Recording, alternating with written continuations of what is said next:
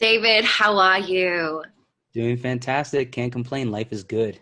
Amazing. So, for everyone that has never seen David before, maybe you have heard about him, which would be, I'm guessing it would be very likely. David Schloss is a internet marketing guru. In fact, he's possibly one of the best in the world. He's spent over $100 million on uh, ads, right? And Yeah. he's doing it for over 13 years with some of the biggest names in the world and biggest brands in the world.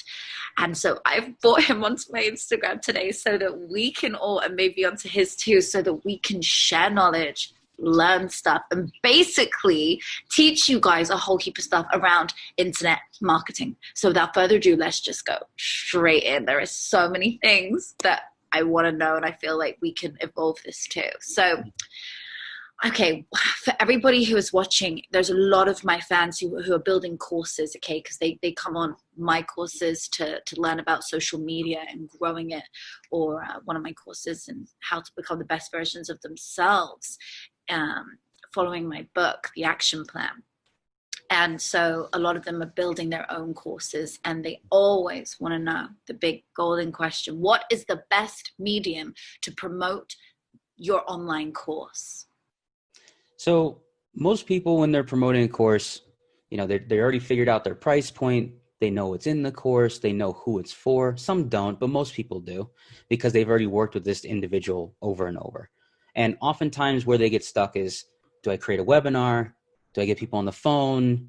Do I just send them straight to a sales page and just hope that they buy? Like, there's all sorts of ways that you can get people to buy your course. Now, there's two ways right now that I'm seeing most people generate sales every single day. The first one is a webinar, whether it's live or automated. Live webinars right now are doing better because there's that personal connection.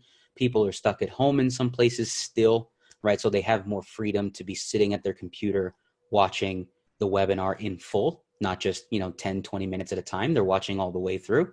And then you have the automated way, which is just, it runs 24/7. You can run ads to it. You can send people to it. And hopefully your presentation is good enough that someone could buy it 7 in the afternoon, or they might end up buying it 3 in the morning. It doesn't matter. It's whenever it's convenient for them. But the one that a lot of people forget is what's considered an application or a phone call funnel. Basically what that means is you might give away something for free first, and then they see a page where it's like, hey, don't leave yet. Let me break down something a little more for you further. And this video essentially butters you up or gets you curious as to what this individual can do for you, because the whole goal is to get them on a phone call. When you get someone on a phone, you automatically build the rapport. You can build some sort of trust and responsibility between each other as to, like, I'm going to help you achieve your goal. And once they're there, they're far more hooked than on a webinar. Unless it's live where you could build that connection, most of the time they're making their own decision. Whereas on the phone, you can guide someone along to where they want to go. What's the problem? Let me develop the solution with you. I have the solution. Do you want it? Yes or no? When they can see the full picture of that solution, they have a much higher probability of signing up with you. The thing is people get scared to get on the phone, even though in reality, this is the best tool that you have in your business. You should be using it often, not just to be posting on social media, to talk to people. So I often tell my clients, if you are already doing a webinar, you need to have a version where you get people on the phone. If you keep people on the phone, you need to have a version where you're doing a webinar. Like they sort of work together simultaneously. The one where you get the biggest result the fastest right now is getting people on the phone. Is it the person who's created the course who would be on the phone, or would it be, as I know it, where it's like a telesales team? Mm-hmm. I personally believe that in the beginning, if you want to have the result the fastest, you get on the phone first. And I say that because here's the thing. You see the ad with me in it, you apply, you book a call, and then I answer the phone. Authority is automatically there, and the chance of me closing that phone call, at least in my business, is 80%, right? When I'm on the phone, 8 out of 10 people are going to sign up, right? And the 2 that don't sign up, most of the time I'm telling them they're not a good fit. It's not that people are saying no. I'm the one saying, you're not a good fit for my program. That's an amazing percentage anyway, because the usual turnaround from signups, I'd say statistically, am I right? It's 25%. With Um, with other salespeople, someone running it for you, it's usually around 20 to 30%, right? So if I'm not on the phone and it's my salespeople, it's around 20 to 30%. And there are some who are doing much higher than that, but the average is, let's say, 25%. But if you got on the phone, I'm sure a lot of people would be registering and signing up because it's you that's there, right? Because you're the face.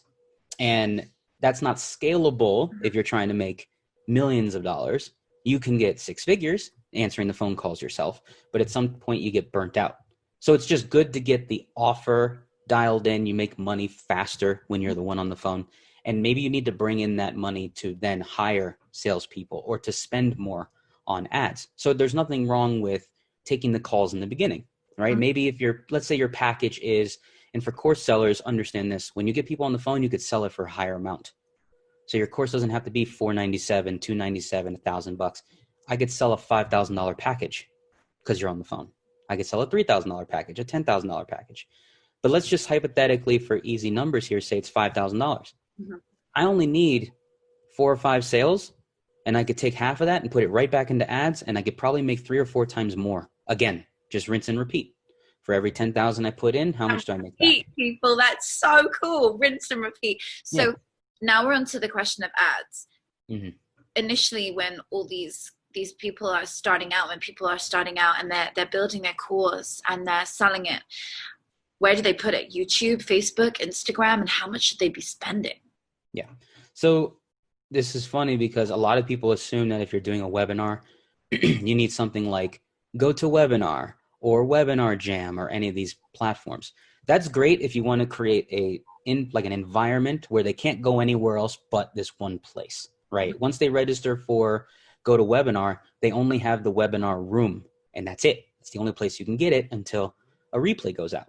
If you host a YouTube live or a Instagram live or a Facebook live, you have the ability to then not only host it in real time and people come in and maybe you can generate sales that way, but then it sits there forever and anyone can land on it a month from now, 2 months from now, and possibly buy from you.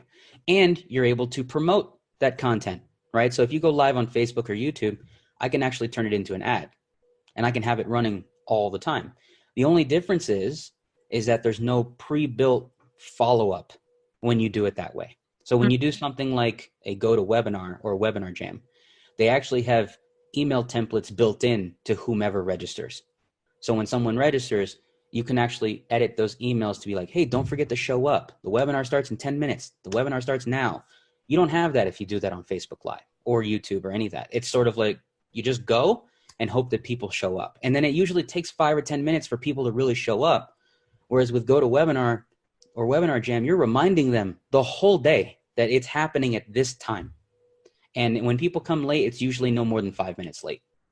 So things don't really kick in for 5 minutes. So it's preference. I know that my clients who are the influencer types, the one with bigger audiences on Instagram, YouTube, and Facebook, or TikTok even these days, it's like, just go live on your social because that's where they're going to go to see you. They're not on your email list waiting for an email to come in. If you have both, that's where you can have the biggest impact, where it's like, I'm going to email you, I'm going to remind you on all my socials, and then I'm going to tell you to GoToWebinar because I want all of you in a concentrated area. This is what I bring all my fans and my followers from my Instagram to my wherever I'm hosting my webinars, or if I'm talking at an event, because that's the difference. I've actually translated my followers into my friends, my clients, people that I work with. Whereas a lot of people just have these major followings that don't have the email database to go with it. Which is super important because God forbid a platform disappears. I mean, God forbid something happens, right? Facebook goes down, Instagram disappears, TikTok gets banned, whatever. Anything happens. You need to take your guys with you. Yes. You know, as soon as I opened my TikTok page, within 2 days, I already had the following I have on it because I was able to say, hey guys, this is my TikTok. And by the way, this is my little video. And then like, hopefully they enjoyed it. And then they want to come see more. So that's, it really does translate. So if people are using ads, right, what do they need to be spending to advertise their courses and their webinar, etc., free webinar they're going to be doing in order to then make it back? So if you're doing a live webinar, this is where it gets tricky. And it's tricky because you need people to show up quickly. You need them to register as quickly as possible. Let's just say within 4 to 5 days of the webinar, you need to get a rush of people registering, right? So let's say your webinar is on a Thursday. You probably will start ads on Sunday, or maybe even sooner than that. Let's just say Saturday, right? You're running ads for 5 or 6 days. Things may not start to pick up until Monday or Tuesday, because the more that they see it, then they make the decision to register. Absolutely. So what ends up happening is you're running these ads, and the first couple of days, it takes a little bit of time. It starts to go. And then when you see a pop in your registers, all of a sudden it's like, oh, I want this to keep going, right? But if you never experience that pop, and by pop, I mean like maybe you're averaging 20 people a day. All of a sudden on Monday, you average 100. You're like, oh my God, I need to do that again. It's not going to happen the first couple of days. And usually it doesn't. So you have to give it some time. If you never experience the pop, you're basically going to be sitting there going, I hope I can at least get 100 people to register. And every industry has a different cost for a registration. So if you're teaching business, general business, advertising, marketing, your cost for a registration could get quite expensive because it's a very cutthroat, aggressive industry. Everyone's vying for these same eyeballs. So I run an ad for a Facebook training.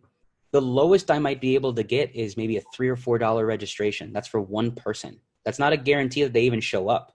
Oh my God. We're talking just a single registration. Whereas let's say the real estate space, I want to teach you how to do real estate, turnkey real estate.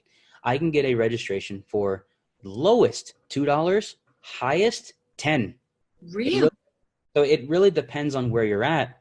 And some people are spending more because they're unknown. Their angle isn't sexy enough for someone to want to register, right? It's not something where they're like, oh yeah, I need to see this. It's different.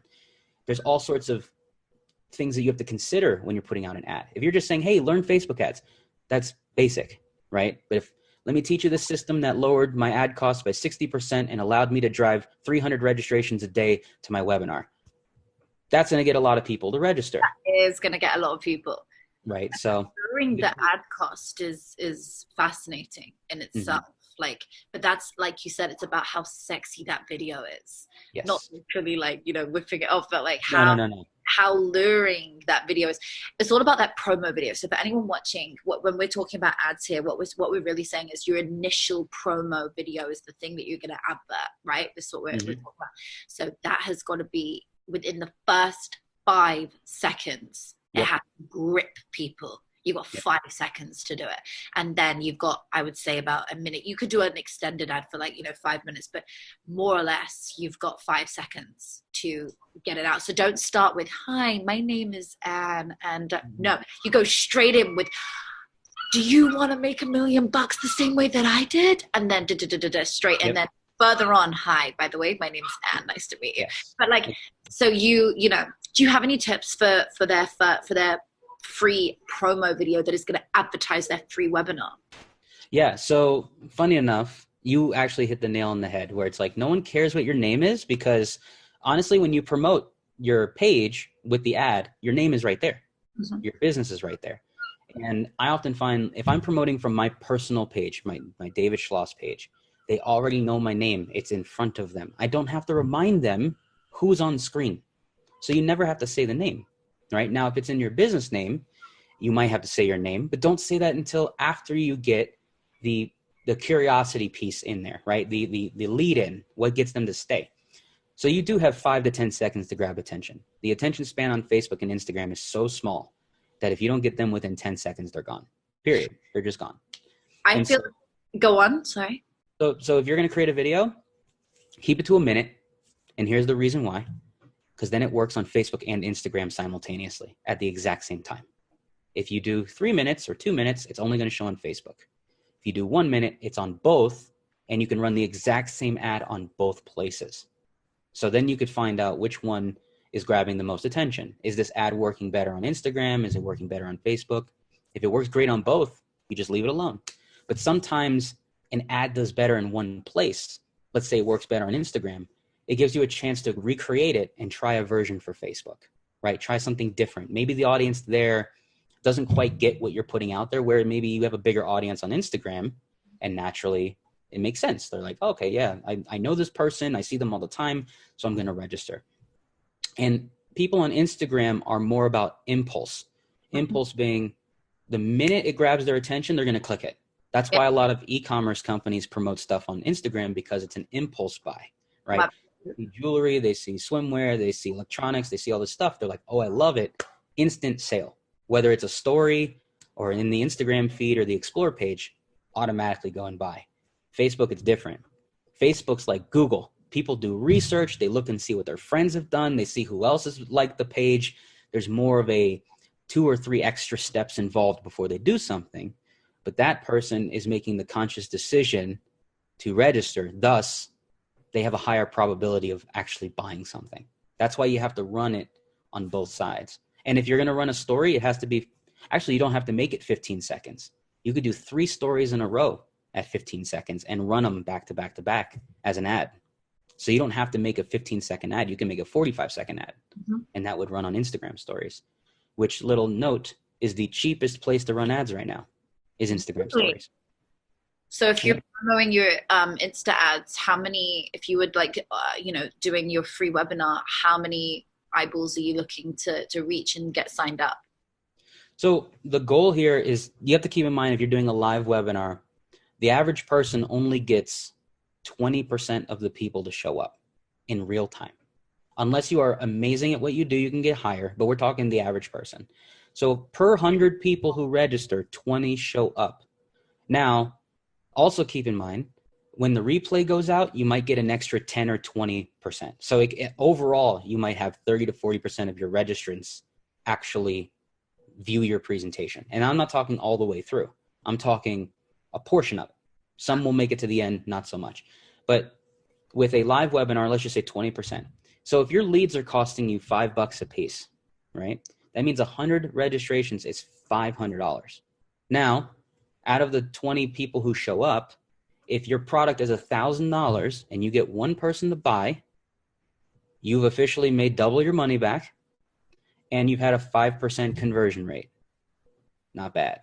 Not bad at all. Now, another thing to keep in mind, do this 10 more times.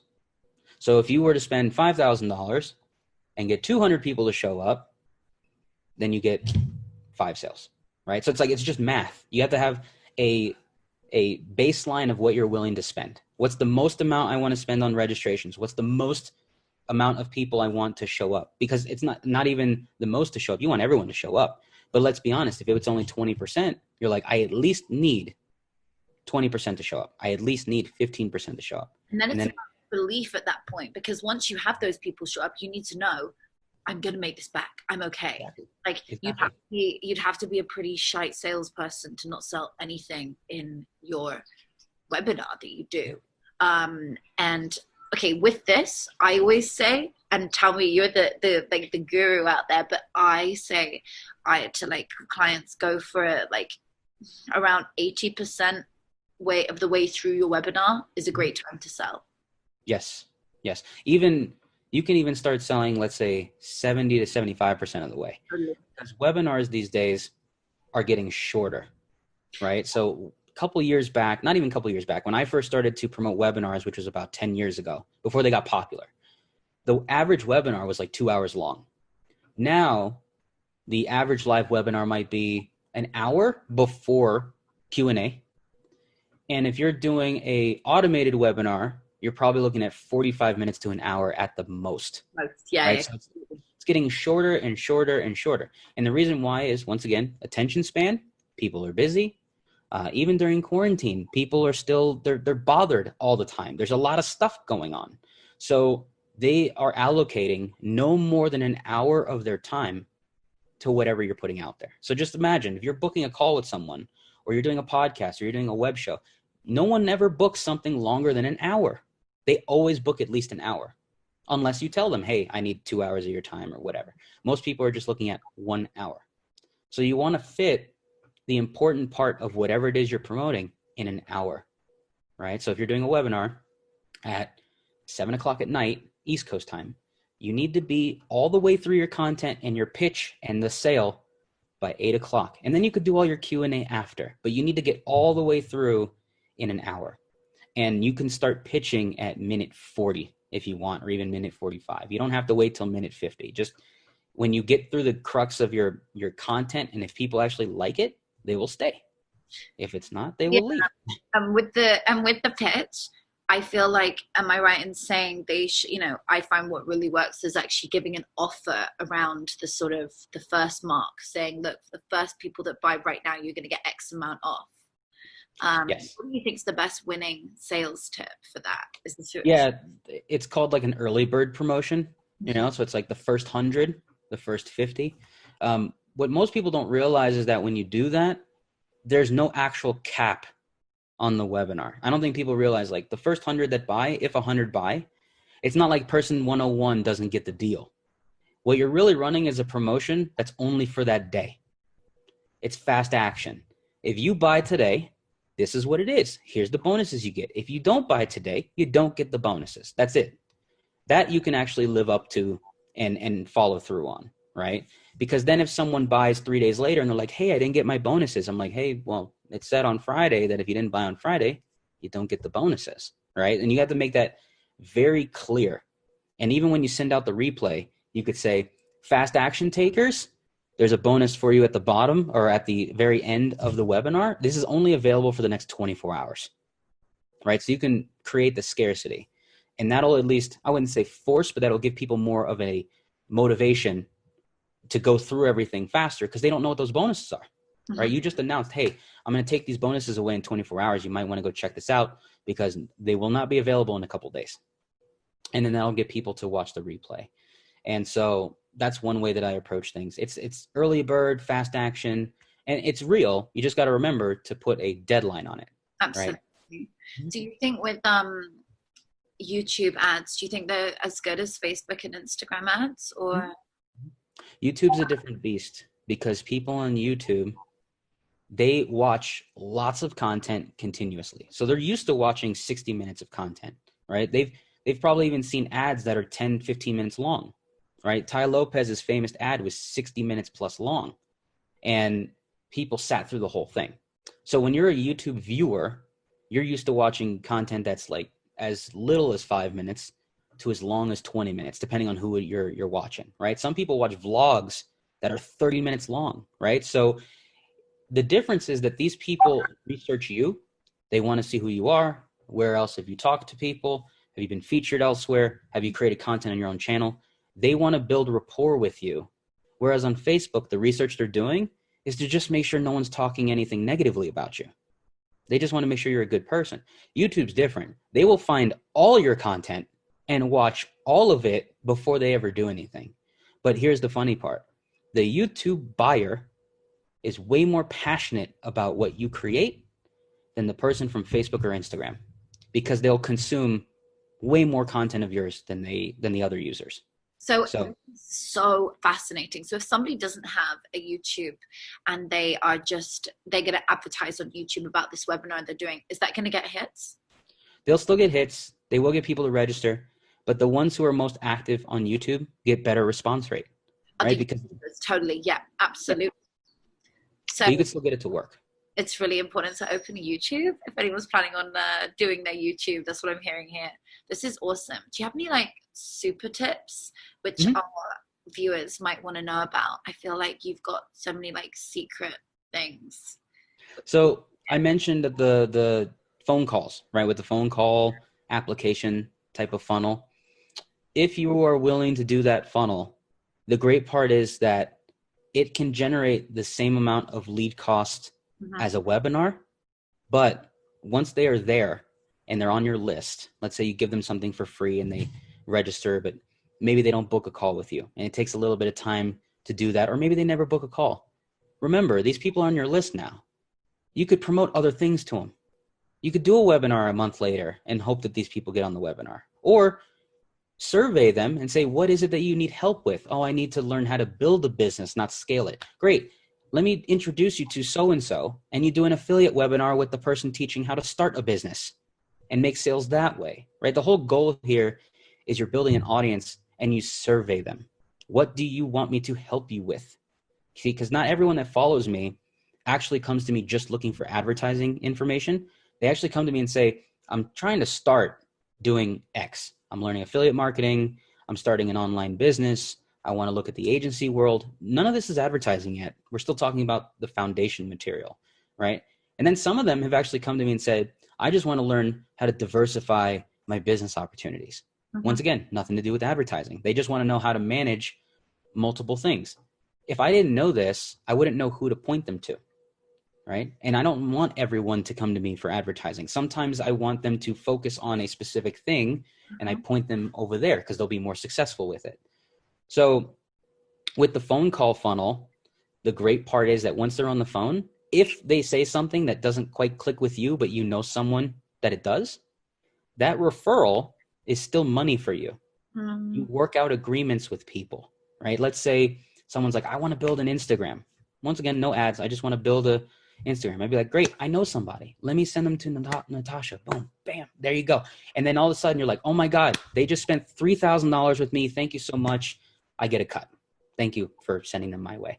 But you don't realize that I might have a pipeline ready that I'm going to keep sending people one at a time that are coming from something that I set up, that I didn't know that all these people needed help with. So not only am I building more rapport with you, but then I'm building more income. The leads that come in, they know that I'm trying to help them regardless of what it is that they need, right? They might have come to me saying they need advertising, and I'm like, no, you need help with foundational stuff. You need content marketing and you need to build an audience. Go talk to this person. So now you look like a trusted source. Absolutely. Well, that's the same as the whole metaphor of being in a shop. When somebody goes into the shop assistant and the shop assistant, they say, hey, where can I buy, let's say it's a dress shop, where can I buy shoes? And then they don't sell shoes. And instead of saying, I don't know, what they do is they point you down the street, even losing the sale because they don't have it, or they have something similar, but they don't have it. You're building such rapport, that person will remember and no doubt come back to you because they trust you. Yep. So that, I think that's a fantastic tip, David. That's really useful.